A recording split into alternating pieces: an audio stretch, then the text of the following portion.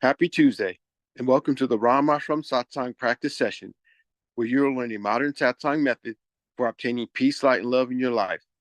My name is Eddie, and I'll be introducing the facilitator for today's event. But first, I'd like to give you a brief overview of this Satsang session. If you direct your attention towards your screen, you'll see the first element is Satsang. Satsang is a scientific method whereby we may obtain peace, light, and love in our life. It requires no physical skill, spiritual accomplishment, or meditation experience to begin this practice. Satsang consists of two words, Sat and Sang. Sat means positive energy, and Sang means to be with or to be in the presence of. Therefore, the word Satsang means to be in the presence of positive energy. The next element is meditation. Meditation is an important part of Satsang. When we meditate, we withdraw consciousness from worldly objects and direct it inwards to focus on a single thought. In doing so, our minds become calm and our thoughts become pure, thereby allowing us to obtain higher states of consciousness, such as enlightenment, peace, light, and love. Inner orientation. There are two types of satsang, inner satsang and outer satsang. An example of outer satsang would be chanting or attending pilgrimages.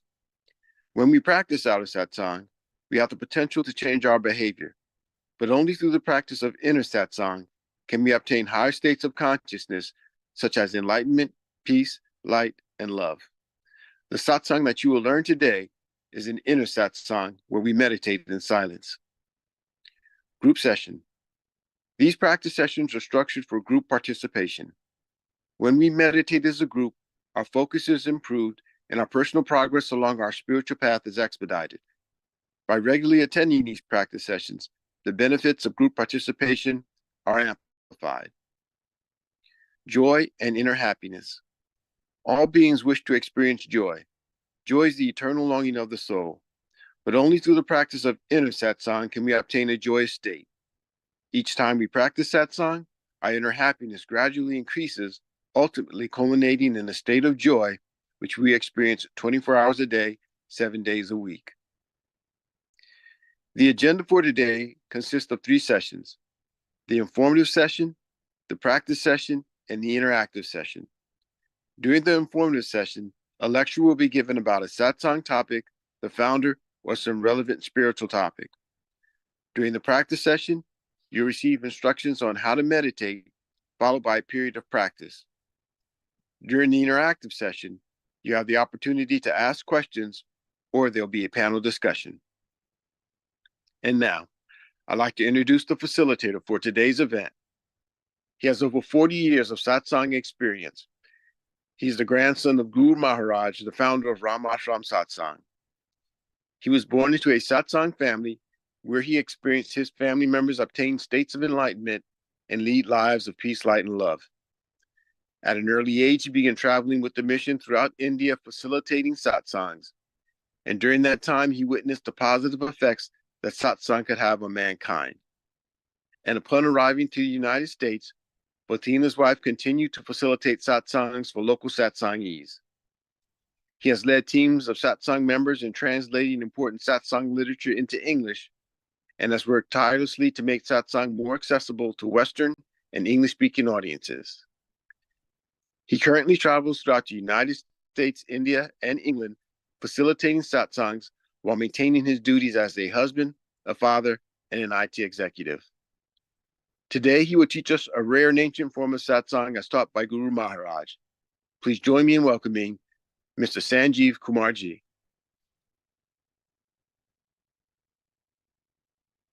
Happy Tuesday, everyone. Glad that we are here in Satsang. And thank you, Eddie.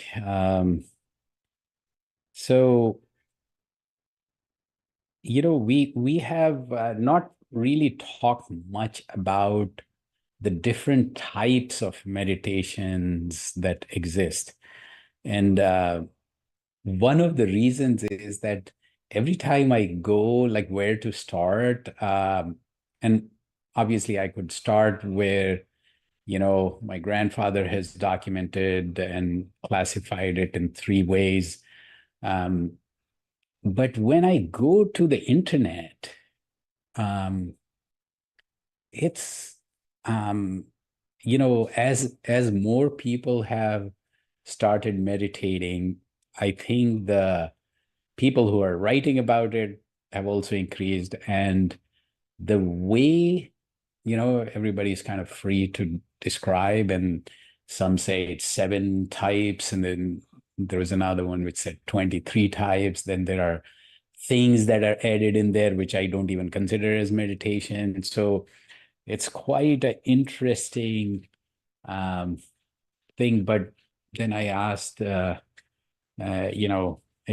think this should be a research topic, and I have asked, um, Arvindji in UK to start looking into that. And as expected, some of this is starting. So some good things, yoga and meditation in US as of 2017, 14% each. So which is interesting. So meditation has caught up in some ways, but it also looks like it's maybe it's confused with yoga as well. Um, and then why do people meditate? Uh, so I think one study said that there were 5 different main reasons: general wellness and disease prevention, 76%. So general wellness, I do understand. Benefit energy levels, which I think we can relate very well. To support memory or focus and concentration, definitely I can definitely see. So 76% energy level, 60% to support memory or focus, 50% to enhance immune function, which is interesting, and then to improve athletic performance, 18%. And more subjective, meditation makes you happier, helps you manage anxiety, stress, and depression. You need helps you sleep better, sharpens your memory. I don't know if my memory has gotten any better. Though it has roots in Buddhism, which is kind of interesting because I think meditation definitely was there before that. And I personally believe that all religions, like in uh, in Islam, there is Sufi sect. In Christians, there is contemplative prayers, which is pretty much meditation. So 3 categories of meditation: concentrative, movement, and expressive.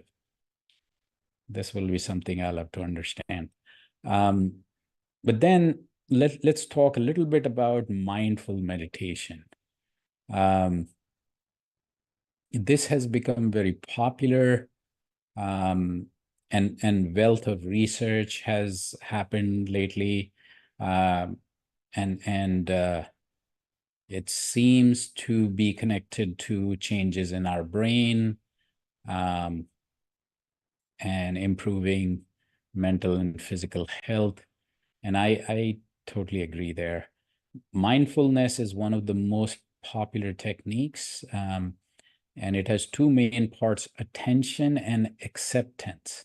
The attention piece is about tuning into your experiences to focus on what's happening in the present moment. And I think the biggest, so whatever small amount of mindfulness I was introduced to, recently, it definitely helps you bring yourself to the present moment, very effective there. It typically involves directing your awareness to your breath, your thoughts, your physical sensations in your body and the feelings you are experiencing. And the acceptance piece involves observing all of that without judgment, which would be a noble thing. Instead of responding or reacting to those thoughts or feelings, you aim to observe, note them, and let them go. Particularly accessible to beginners, mindfulness invites you to immerse yourself in the present moment.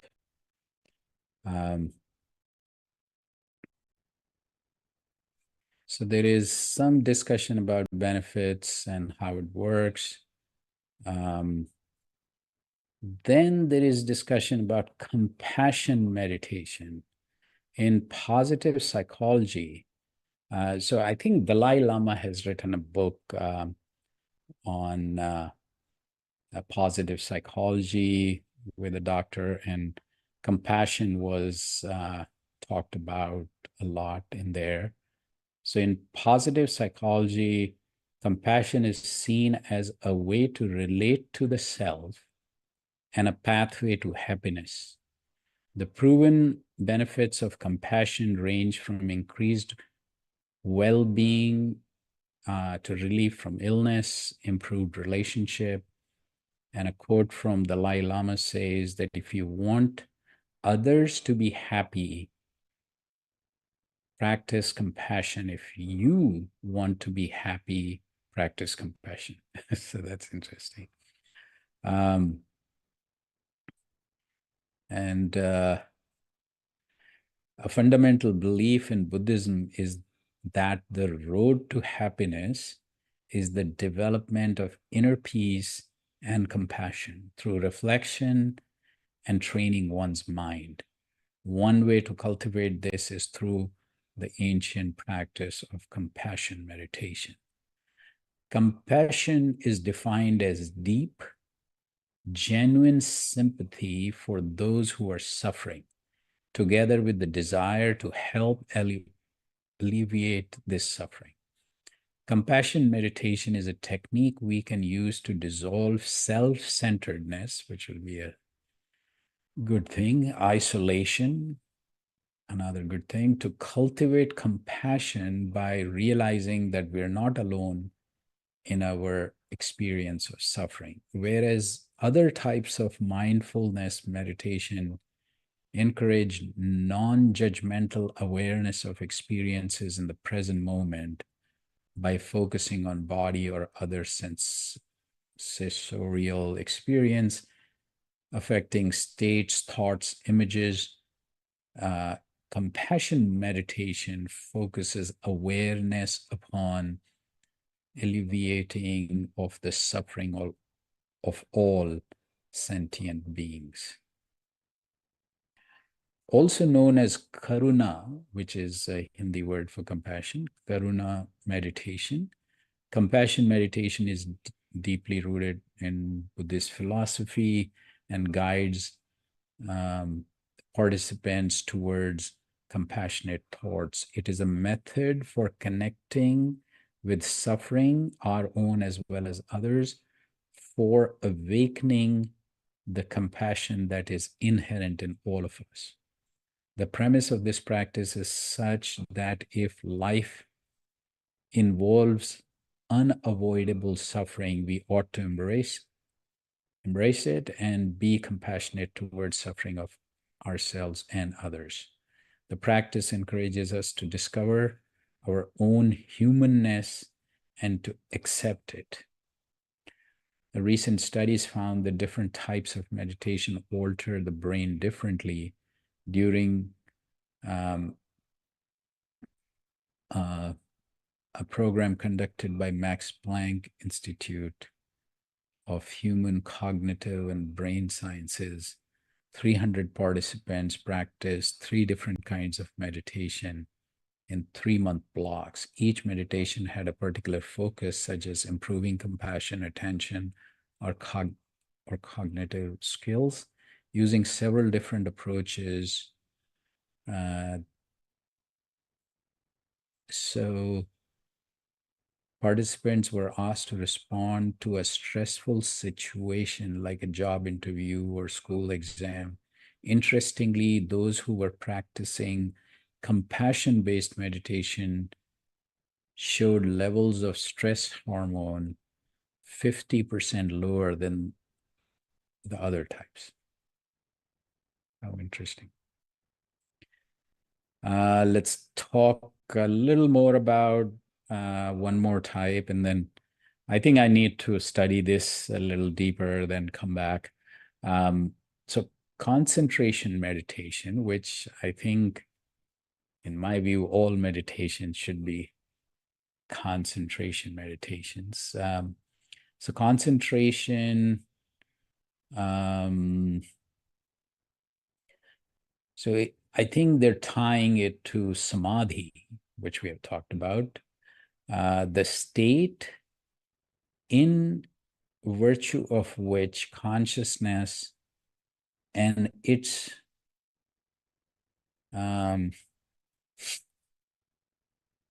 so you kind of focus or concentrate your consciousness on a single object, undistracted and unscattered, which I think we do in our practice.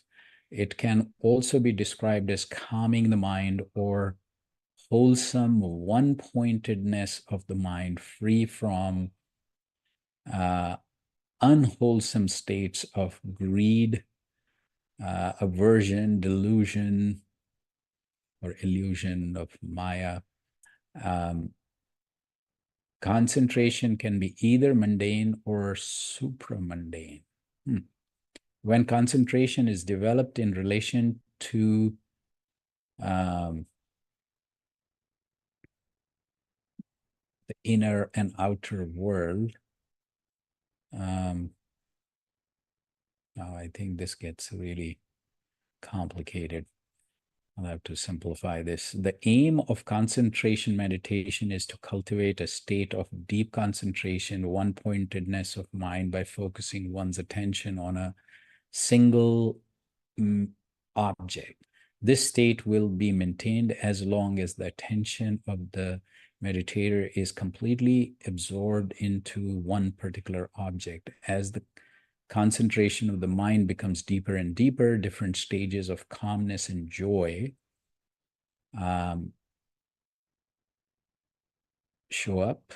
In addition to attaining the states of deep mental absorptions and tranquility, the deep state of concentration and removal of mental hindrances can be the necessary foundation for the development of insight or wisdom, which I think is the fourth realm of, the realm of knowledge or realm of light.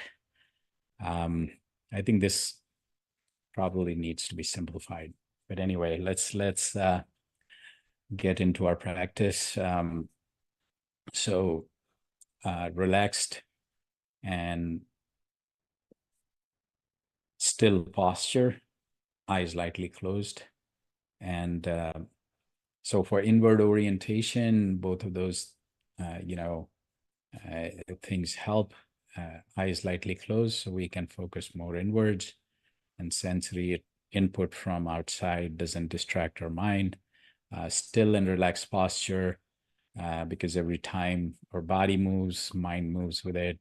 And then object of concentration that we just talked about, let's focus on just observing this transcendental energy in form of light that's right here, right now, right in front of us, and entering our heart, distributing throughout our body. And we are getting completely and totally immersed in this light. When mind wanders away, which it will, it's natural, just bring it back to this observation and don't get into any other, ways of trying to concentrate your mind. There are other, as we were talking about mindfulness, and there are so many breath work and so many other ways to do that. You can do it before or after, but at this point, just focus your entire consciousness into this, uh, observation of this transcendental energy in form of light that's entering your heart and enlightening it, and then distributing throughout the body. So you are becoming that light. You are uh, essentially, uh, getting completely and totally immersed into. So you are inside and outside. Uh, you know, just the energy remains. That's it. So we'll start with music that helps concentration. Then we'll go deep into silent meditation on this transcendental energy in form of light. And then we'll transition out with music. Let's start now.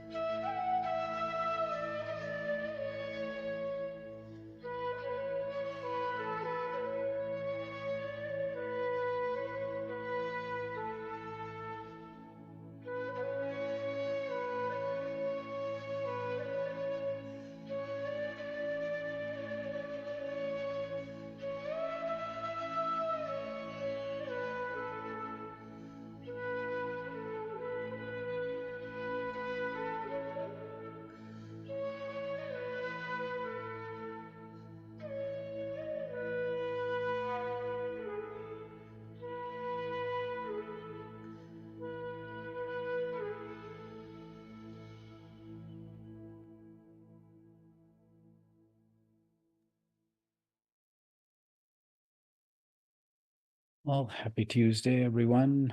I'm glad we are here in Satsang. So comments, questions, thoughts. Um, yeah, interesting subject. Like how many different kind of meditations do we have? And there are quite a few. Um, uh, so I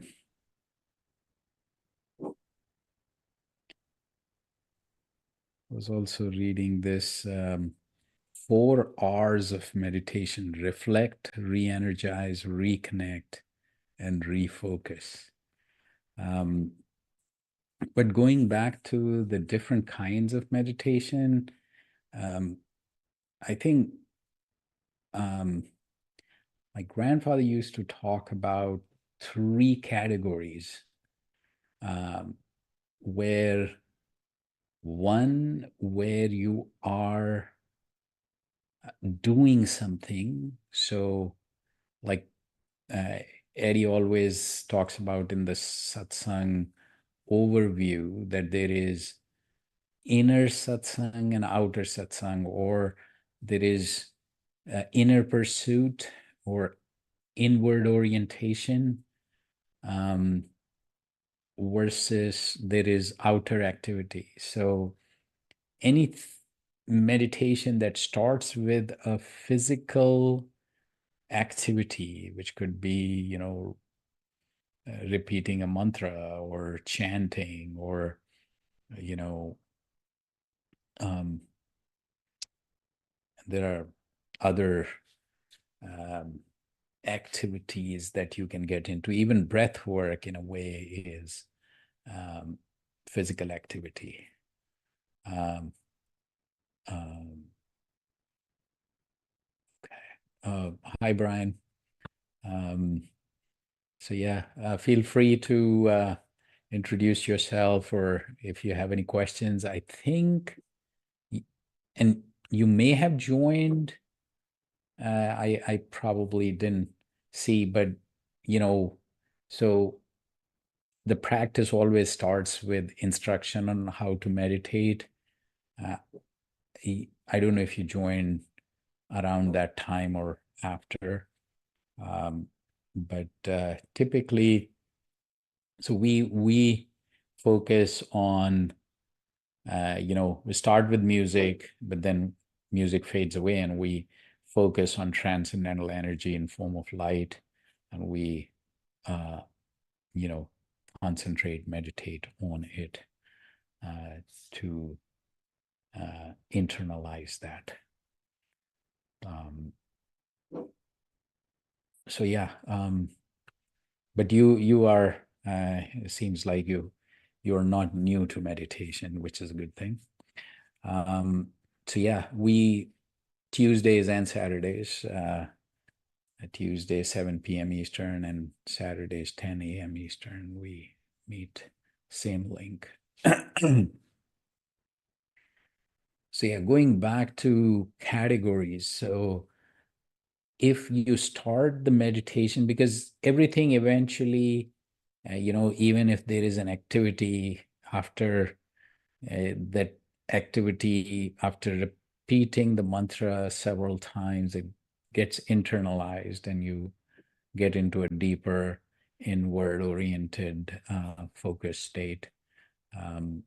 So there is an activity based meditation. There is more inward orientation based, um, inner pursuit, where you are typically, it's either focusing on visualizing something or the other, or even instead of reciting, kind of listening to the sound. And then the third category is where it, you know, you eventually want to get to, in the realm of knowledge or realm of light, where as we have been discussing, like neuroplasticity. So eventually it affects how your brain functions and how your dormant brain capabilities evolve. And so how you perceive, how you react. So while in the middle is how you feel, and and starting probably, so those three categories. One is outer satsang or outer activity-based meditation, inner satsang or inner orientation and inward pursuits. um, you know so the way I would say, the first category is where your bodily activity is primary and mind and brain are supporting it. And the second category, mind is primary, body and brain is supporting it. And the third category, the brain now is primary and mind and body is supporting it. So that's how Guru Maharaj talks about, karma, upasana, and gyan. Those are the three, um, there are three stages, but where you start or where the primary focus is would define that category. And I typically go to a quote by Confucius where he talks about there are three ways to become wise. One is the most bitter, which is through experience. Another one is the simplest, which is through imitation. And the third one is, through reflection, which he says is the most noble. So this middle of the ground imitation, is basically the bhakti yoga or upasana yoga or um, you know, um, uh, you know, and Gyan yoga. So I'll pause there. um, yeah, yeah.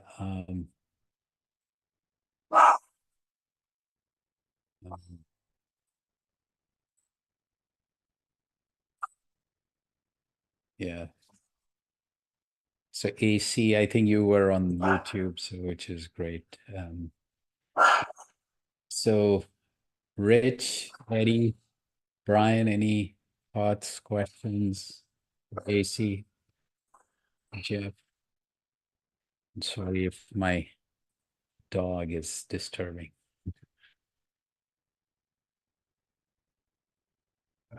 This is Rich. It's very confusing. There's so many different styles. You know, all I can say that the way that your family has practiced it with the light, and it doesn't really, I've done it my own way for so many years that I don't really do it that way. To me, it's just kind of like a release. It's a breathing pattern, right? And my understanding of it is different. So I was taught a different way. I don't know honestly whether I get to the same place you do or not. You know, all I know is it feels great and I'm much more relaxed afterwards. And Yeah, you see, interestingly, my grandfather, somewhere he wrote that, we are so many different personalities, we're so many different, ways in which we like or dislike things. So obviously there will be so many different ways to meditate. yeah, Yeah. Could I ask a quick question? Sure. When you were speaking of compassion, Mhm. shortly thereafter, you spoke about unavoidable pain. And I think you said to embrace it. Mhm. Is that the same as accepting? Yeah. And accepting, is that you don't question it? Oh, actually, yeah, you raise a very good point there. And I was reading something about sometimes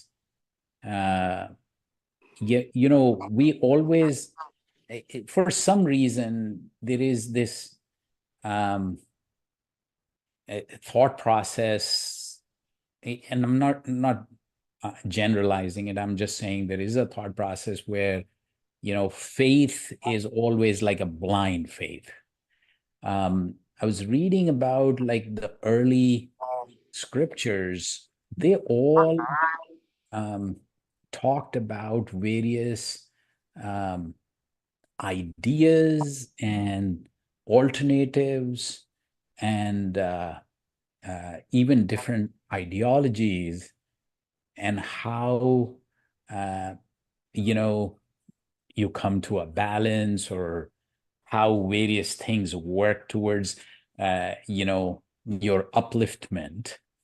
um, so even my grandfather's guru, he talked about the goal here should be that we become better human beings.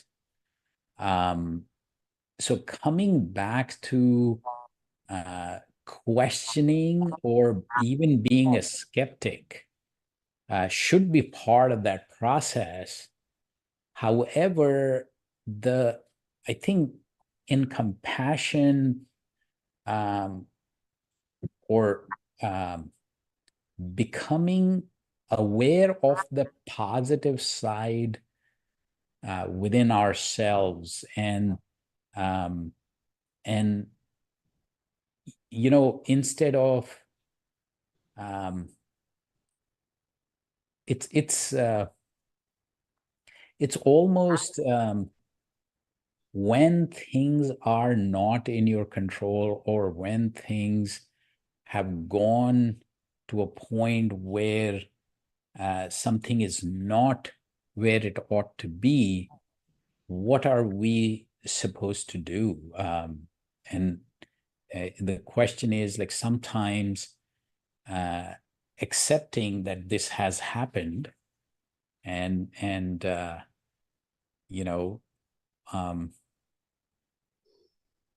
I I don't know if I'm conveying this right. It's just um, it's not that uh, we should accept without questioning, or without um, even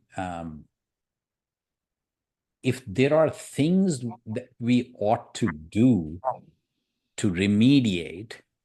It's not that you shouldn't do that. The question here, I think, is within ourselves, how do we come back to balance? How do we, um, observe what has happened and become more neutral? Rather, I think that's the word. It's like a becoming neutral, or observing something without judgment. I think that's a state. That's the state they're talking about there. Am I am I answering? Yeah, you are. I think if I'm understanding you, going through the process after unavoidable pain, something you cannot remediate. It, it's natural to go through a questioning period, but ultimately, with or without answers, just accept what is or what happened. I guess is that am I following you? Okay, let me see if I can, sometimes on WhatsApp, I get so much of quote unquote free knowledge. So I saw something very interesting. Let me see if I can find it quickly.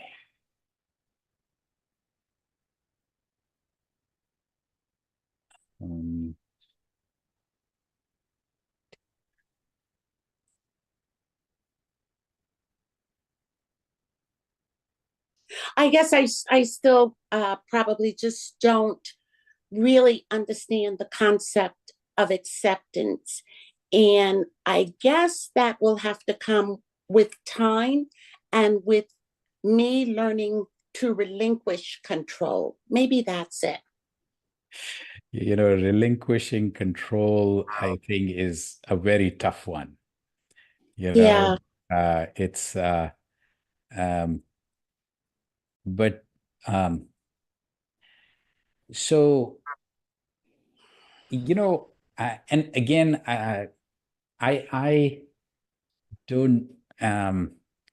So what happens is that sometimes we become so self-centered that a very small thing becomes very big pain.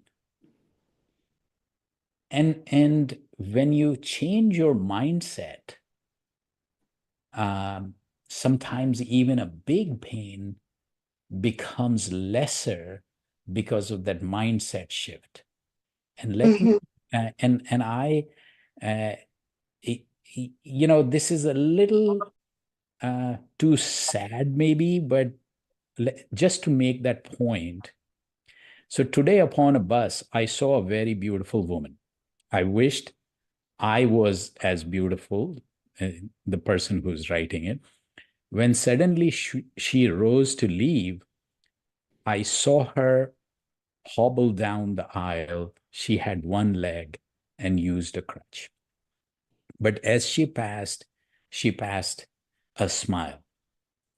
So, oh God, forgive me when I whine. I have two legs, and you know, um, so I stopped somewhere to buy some candy. The lad who sold it had such a charm. I talked to him. He seemed so glad. If I were late, it would do no harm. And I left, and he said to me, I thank you. You have been so kind. It's nice to talk to folks like you. You see, I am blind. So, oh God, forgive me when I whine. I have two eyes. Later, while walking down the street, I saw a child I knew. He stood and watched others play, but he didn't know what to do. I stopped for a moment and then said, hey, why don't you join them? And, he looked ahead without a word. I forgot he could not hear.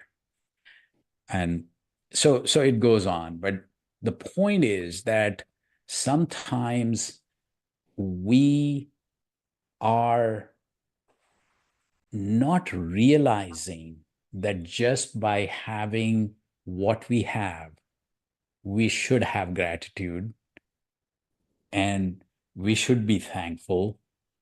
And, the sufferings that, so somewhere, both my Guru Maharaj, my grandfather, and his guru, they have written several places that suffering should come to me because that is a cleansing process. That is when I remember that, uh, that somebody needs to help me, and so on and so forth. So basically, if you start, so it's like as I think you kind of mentioned it, like relinquishing control, relinquishing this self-centeredness, coming to see that this suffering that is part of me actually might have helped me learn something, or uh, you know one of the things that somebody you know, one of the lessons I learned from my father indirectly, because somebody told me later, was that he said that, oh, that happened to him, and this was a big incident. And oh, so yeah, I think, you know, his thought process was that this would make him learn tolerance. And tolerance is a big virtue. So, what I'm trying to say here is that suffering, if our mindset is right, comes sometimes to connect us, you know, to God better. Sometimes it is to make us learn things, and sometimes it is to become more tolerant, and probably all of the above. So, you know, this compassion, what we were discussing, is like seeing the suffering and, you know, accepting it. I think the word that was used was pretty interesting there. I think, let me go to that. So it is a method for connecting with suffering, our own as well as others, for awakening the compassion that is inherent in all of us. And so the practice encourages us to discover our own humanness and to accept that humanness, you know. Anyway.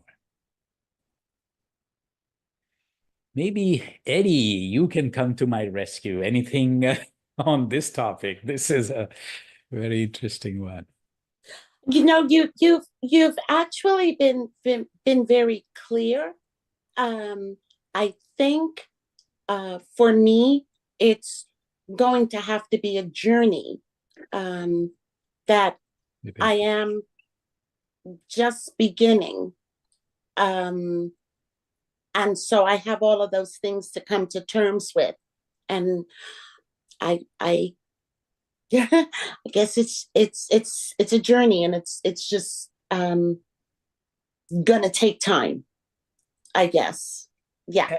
Absolutely. And I think, you know, and thank you for being candid here, because see, a lot of people, you know, lots of people think suffering is like, you know, it's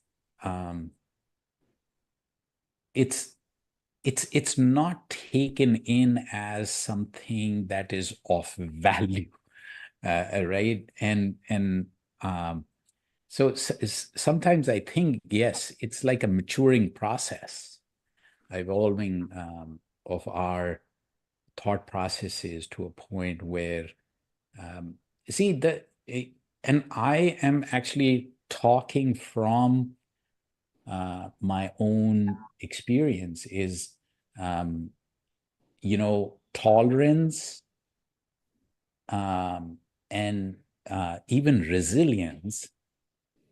How would you learn if everything was rosy? I mean, right? It's like, I mean, I it's, don't know, but I'd like to try it. I'd like to give it a try. But you touched on, yeah, that's the word, resilience. Yeah. Resilience. Yeah. Yeah, that's what one needs. Yeah. and thank you for the question. And yeah, and maybe Eddie, what would you like to add here?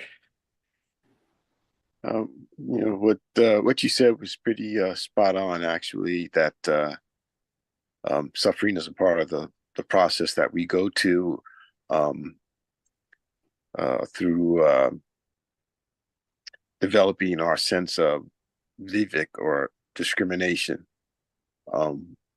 It's kind of the only way to through those experiences is determine how we should behave, and so that we can move forward with our lives. When we become stuck, um, if we don't have the proper way of looking at a situation, then we suffer, and we become even more attached, which causes more suffering. It's Mm. in those times that, if you don't have this power of Vivek, or the power to discriminate and know what's proper and what's right, we can seek professional help in this sense. And as we do this method of satsang, inner satsang and meditation, we get to a stage where we are resilient, and we can look at the things that happen to us in the proper mindset, without attachment, and sort of learn from it and move on. And so that's kind of how I see these situations where we suffer, and it seems to be a wall for us and a stumbling block for us. That's sort of how we get through it. Okay, I've got my work cut out for me. Thank you both very much. Can I add something in there? This is Brian. Two words that you used, Mr. Kumar, that were to me very, very important in my development. One is acceptance and the other is judgment. Control, for instance, implies being judgmental. You're making decisions here, perhaps about yourself, perhaps about other people, and you're making decisions that are judgments. That's something that we have to release, and we have to take away, almost take out of our vocabulary, because we have a tendency in our culture, American culture that is, which is where I'm from, implies that we're supposed to be judgmental. It implies that, and it almost demands that in so many ways. But if you accept that you should not be judgmental, you're accepting. And accepting means that by taking yourself out of the picture of looking at things and saying, this is good, this is bad, this is what I like, this is what I don't like, and just simply absorbing it or observing it, you begin to accept it. And when you start doing that, you'll also find that you're going to have less suffering, because frequently that's where suffering comes. I want that because it's mine, because I deserve it. And judgmentalism, or being judgmental, is tough, as I say, in our culture to stop doing. But in my experience, in my different associations I've had with different gurus and different meditation groups and yoga groups, that's one of the things that I've learned, that it's very, very difficult because it's almost ingrained in us, I suppose. But I'm not sure that you can say it's ingrained from birth. It's taught in our culture to be judgmental. And that's how we, quote unquote, get ahead. But in any case, just some of my thoughts. Western culture encourages people to compare and compete, which means they don't accept themselves, they don't accept others. And Western culture, a lot of times, makes disappointment be interpreted as suffering, because we were disappointed that we didn't get what we wanted at that time, or didn't accomplish what we felt we wanted to accomplish at that particular point. But sometimes the universe is protecting us with certain disappointments. And so, being from a Western frame of reference, of entitlement, that isn't always found in Eastern cultures. A lot of times we have to drop that. That's something that's been given to us in Western culture that has not really benefited us as far as our spiritual path. And so certain things from Western culture has been dumped on us, ingrained in us, indoctrinated in us, that in order to grow spiritually, we're gonna have to let go of. Good point. That's very, yeah, that's very important. And yeah, it's very interesting that sometimes, you know, I mean, this whole question that you have raised, that suffering and disappointment, they're two separate things. That itself is profound. Um, it's almost like, until unless we think something through, we won't really understand. You know, and for example, another aspect is nonviolence. Sometimes people think that nonviolence is um, like, you know, accepting something, while the whole concept there is more about tolerance, more about resisting without being violent. It requires even more strength and courage to be resisting with non-violence. So it's a, you know, there is always a surface level definition versus what it really means, understanding all the nuances and the real meaning, what that ought to be.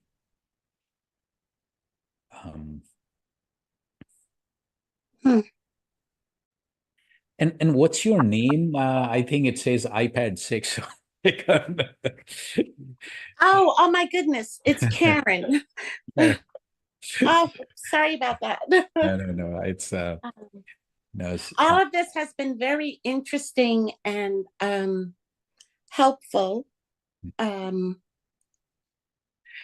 Yeah, it's personally for me, like satsang, meditation, or any kind of meditation is a journey. So what you mentioned, it will be a journey. I mean, for us all, it's a journey.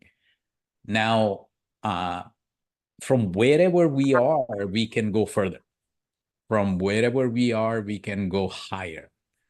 And this practice actually, you know, my grandfather kind of took this practice to the very levels which, you know, people refer to as enlightenment. He was of the opinion that it's nothing but becoming clearer in how you ought to live is enlightenment. It's like, I know my life's purpose, I know what I'm here for, and I understand how I'm connected to the rest of the universe, conscious or others. You know, I mean, it's not like you know, it has to be you grow some horns because you are enlightened. It's like you are human. You are more human than ever. That's all.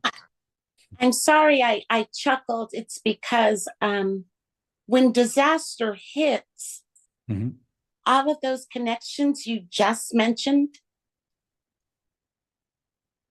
they get lost. So interesting is how we think and perceive and figure out our mode of action, or where we ought to be because of things happened. So, and I am not saying this myself. I'm quoting some, you know, John Stewart, who I was watching recently, and he was talking about the wars that are happening. And one line that kind of you know, it did stick with me was, you know, there is no religion for a dead man. And so however we justify or however we, say we need to kill, at the end of the day, it's not helping, any religion, quote unquote, or the human race in any way. But we figure out,